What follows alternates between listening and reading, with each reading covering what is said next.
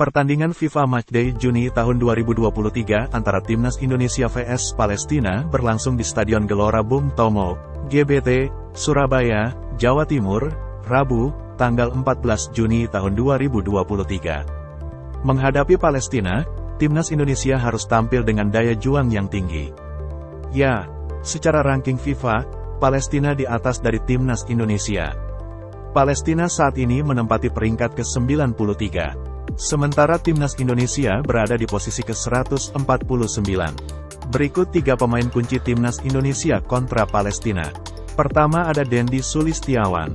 Dendi Sulistiawan diperkirakan akan dipercaya pelatih Sintayong untuk menempati sektor penyerang Timnas Indonesia. Dendi Sulistiawan merupakan tipikal pemain depan yang agresif. Sebelumnya, pada FIFA Matchday Maret tahun 2023, pemain berusia 26 tahun tersebut selalu tampil dalam 2 kali pertemuan kontra Burundi. Dendi Sulistiawan bahkan mencatatkan 1 gol dan 1 assist. Kala itu, laga Timnas Indonesia vs Burundi berakhir dengan kemenangan 3-1 skuad Garuda dan bermain imbang 2-2. Di Liga 1, 2-0, 2-2, 2-0-2-3, ketajaman Dendi Sulistiawan cukup terbukti bersama Bayangkara FC.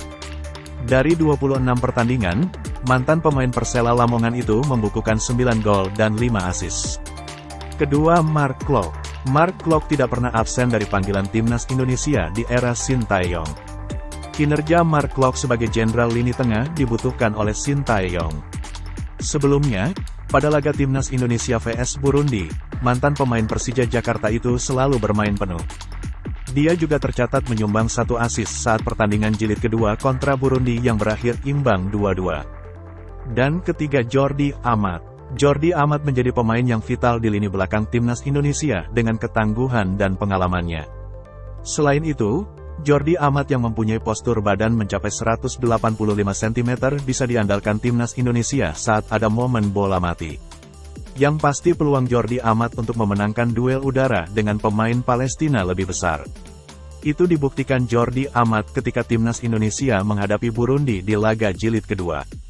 Sundulan Jordi Amat yang memanfaatkan eksekusi bola mati dari Mark Klok pada menit ke-90+4 sukses menyamakan kedudukan menjadi 2-2. Terima kasih sudah nonton, jangan lupa like, subscribe, dan share ya!